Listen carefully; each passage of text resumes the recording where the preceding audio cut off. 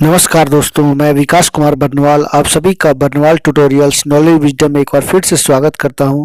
आशा करता हूं कि आप सभी अच्छे होंगे और अपनी परीक्षा सही दिशा से कर रहे होंगे। तो मैं आज आपको एक ऐसी शख्सियत से रूबरू कराने वाला हूं, यानी उनकी जीवनी के बारे में, उनकी लाइफस्टाइल के बारे में, उन्होंने जो जीवन में परिवर्तन किया, जो उन्होंने जो देश को दिया, अपने समाज को दिया, उनके बारे में बताने वाला हूँ। तो मैं बात कर रहा हूँ राहुल बजाज का, जो कि फॉर्मर चेयरमैन भी हैं थे। उनका कल निधन हो गया। लंबे समय से बीमारी से वो जूझ रहे थे। कहा जा रहा है कि निमोनिया और हृदय की बीमारी थी लगभग 1 से 1.5 महीने से, और वो लगभग 83 से 84 वर्ष के थे। और कल शनिवार को ही जो है दोपहर को 2:30 बजे उनकी मृत्यु हो गई है।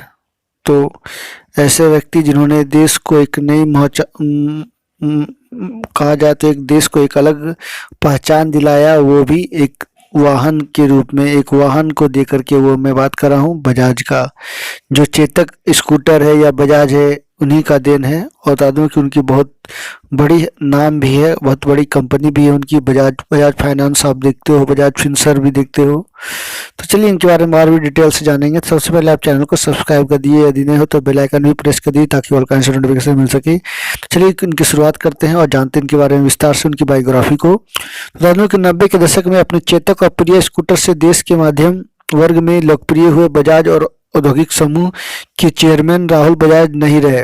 वह कैंसर से पीड़ित थे और उन्होंने पुणे के एक अस्पताल में जो है अंतिम सांस ली। उन्होंने अपने 50 साल के नेतृत्व में बजाज समूह को नई ऊंचाइयों तक पहुंचाया। उन्होंने ऑटो सेक्टर में अपनी कुशल नीतियों से नया दौर लाया। बजाज ग्रुप स्कूटर बेचने वाली देश की अग्रणी कंपनी बन गई। राहुल बजाज के चेयरमैन बनने के बाद कंपनी ने घरेलू मार्केट के साथ साथ ग्लोबल मार्केट में भी अपनी खास पहचान बनाई है। चेतक स्कूटर के बारे में कहा जाता था कि 1980 के दशक में चेतक ब्रांड स्कूटर की मांग इतनी ज़्यादा थी कि इसके लिए 10 साल तक का वेटिंग पीरियड था। वर्ष 2006 से लेकर 2010 तक वह जो है राज्यसभा के सदस्य भी रहे। और बता दूं कि वो कहा जाता है कि मोटरसाइकिल में ये सच्चाई है, मोटरसाइकिल के मामले में दुनिया की जो है तीसरी सबसे बड़ी कंपनी थी और भारत की दूसरी सबसे बड़ी मोटरसाइकिल दोपहिया वाली कंपनी है। और तीन पहिया की बात की जा रही है तो वो दुनिया की सबसे बड़ी कंपनी है। बता दूं कि राहुल ने 30 अप्रैल 2021 को बजाज ग्रुप में अपना पद से इस्तीफा दे दिया था। वह करीब 5 दशक से बजाज ग्रुप ऑफ कंपनी से जुड़े रहे। राहुल बजाज के बेहतरीन अनुभव और कंपनी में उनकी रुचि के साथ ही एक सलाहकार व मेंटर के तौर पर उन्होंने जो समय समय पर कंपनी के कर्मचारियों को प्रोत्साहित किया।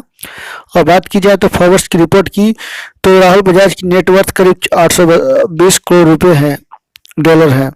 बजाज ग्रुप सिर्फ ऑटोमोबाइल तक ही सीमित नहीं रहा है। उनके नेतृत्व में ग्रुप का डाइवर्सिफिकेशन हुआ, चाहे जनरल इंश्योरेंस हो या लाइफ इंश्योरेंस, इन्वेस्टमेंट हो या कंज्यूमर फाइनेंस, घरेलू उपकरण, इलेक्ट्रॉनिक लैंप, पवन ऊर्जा, स्टेनलेस स्टील, सभी क्षेत्र में बजाज का झंडा लहराने लगा।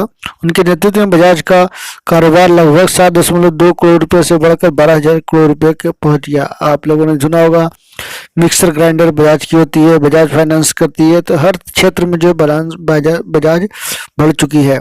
राहुल बजाज का जन्म जो है 10 जून 1938 में जो है कलकत्ता के एक मशहूर मारवाड़ी परिवार, जो कि एक बिजनेसमैन थे, उन लोग थे, उनका जन्म हुआ। उनका माता जी का नाम सावित्री जो है बजाज था और कमल नयन बजाज उनके पिताजी का नाम था। उनके दादाजी जमनालाल बजाज ने 1926 में बजाज समूह की स्थापना की। प्रारंभिक पढ़ाई वहीं से करने के बाद, यानी कलकत्ता में करने के बाद वो शिक्षा के लिए दिल्ली आ गए। उन्होंने दिल्ली में के नामी गिरामी सेंट स्टीफेंस कॉलेज से अर्थशास्त्र की पढ़ाई की। इसके बाद अमेरिका के हार्वर्ड बिजनेस स्कूल से MBA किया। पढ़ाई पूरी करने के बाद अपने पिता कमल नयन बजाज की टीम में उप महाप्रबंधक के रूप में उन्होंने काम शुरू किया। वर्ष 1968 में वह बजाज में जो है 30 साल के मात्र थे। कंपनी के मुख्य कार्यपालक अधिकारी CEO बन गए। बजाज ऑटो, बजाज फिनसर्व और एक होल्डिंग कंपनी में बांटा। यह फैसला मुफीद रहा और आज की तारीख में ग्रुप की 80% वैल्यूएशन उनकी फाइनेंस कंपनी बजाज फाइनेंस और बजाज फिनसर्व से ही आता है। उनके बेटे राजीव बजाज और संजीव बजाज ऑटो और फाइनेंस कंपनियों को संभाल रहे हैं। एक बहुत बड़ी जो है उद्योगपति थे जिनको आज पूरी दुनिया जानती है, उनको सलाम करती है, उनको देखना चाहती है, उनसे जानना सीखना चाहती है। और वो कहा जाए तो एक मारवाड़ी और बिजनेसमैन के परिवार से उभरे हैं, तो क्यों ना वो बिजनेसमैन का असर तो होगा ही उनके डीएनए में।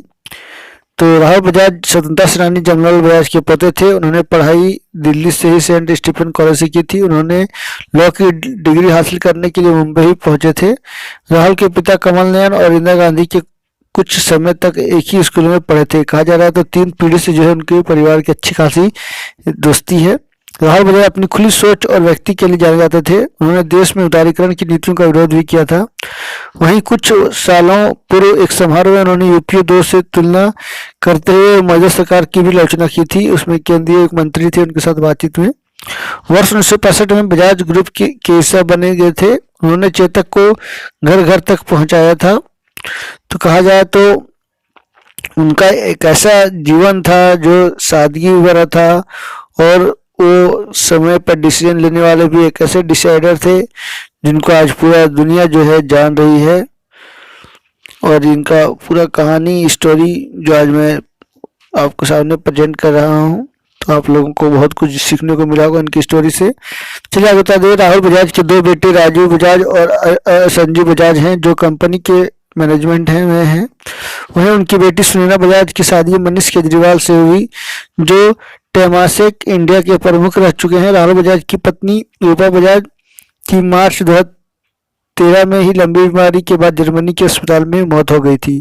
यानी कहा जाए तो कुल मिला के वो अब अकेले रह रहे थे जीवन में।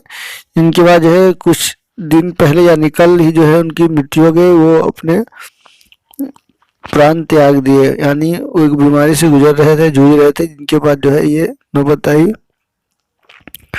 और कल उनका मृत्यु हो गया। उनकी कुछ पुरस्कारें भी हैं जो कि कहा जाए तो काबिल तारीफ है। कितनी बड़ी बड़ी पुरस्कार दी जा चुकी है, चाहे पद्म श्री की बात की जाए या रूस की फ्रांस के सर्वोच्च नागरिक पुरस्कार की बात की जाए या CII राष्ट्रपति पुरस्कार की बात की जाए, तो काफी बड़े बड़े पुरस्कार भी उनको मिल चुके हैं। तो चलिए बात करते हैं पुरस्कारों की। पद्म भूषण जो है वर्ष 2001 में उद्योग एवं व्यापार क्षेत्र में योगदान के लिए मिला। CII राष्ट्रपति पुरस्कार लाइफ टाइम अचीवमेंट के लिए 2017 में मिला। फ्रांस का सर्वोच्च पुरस्कार knight of the national order of the legion of honour भी उनको दी गई। डॉक्टर की मरणोपाधि उपाधि भी दी गई। IIT रुड़की सहित 7 विश्वविद्यालय से उनको जो है ये उपाधि दी गई। वह इंडियन एयरलाइंस के चेयरमैन, IIT मुंबई के निदेशक मंडल के चेयरमैन समेत कई महत्वपूर्ण पदों पर रहे हैं। आज तक वह ऐसे इकलौते व्यक्ति रहे जो उद्योग चैम्बर CII के 2 बार अध्यक्ष रहे। पहली बार 1979 से 80 और फिर 1999 से 2000 तक रहे। तो उन्होंने काफी परिवर्तन करने की कोशिश की हमारे समाज को, हमारे देश को, चाहे वो 2 पहिए वाहन हो या 3 पहिए वाहन हो। कहीं ना कहीं जो इससे हम सभी को सीखने का मौका मिला है, जिससे हम मोटिवेट हो सके, अपने जीवन में इनको फॉलो कर सके। तो ये थी उनसे जुड़ी हुई बहुत सारी रोचक कहानियां, रोचक तथ्य जो आप लोगों को बहुत कुछ सीखने को मिली है। तो आई होप आज आपको बहुत कुछ क्लास में सीखने को मिला होगा। तो नेक्स्ट नई जानकारी के साथ मैं फिर हाजिर हूँगा। तब तक के लिए नमस्कार, सबक है, धन्यवाद। तो जरूर कल देखिए, कल आपका करंट अफेयर क्लास होगा। तो stay healthy and be happy. तो चलिए आप सभी से अलविदा लेते हैं। नेक्स्ट नई जानकारी के साथ मैं फिर हाजिर हूँगा। तब तक के लिए नमस्कार, सबक है, धन्यवाद।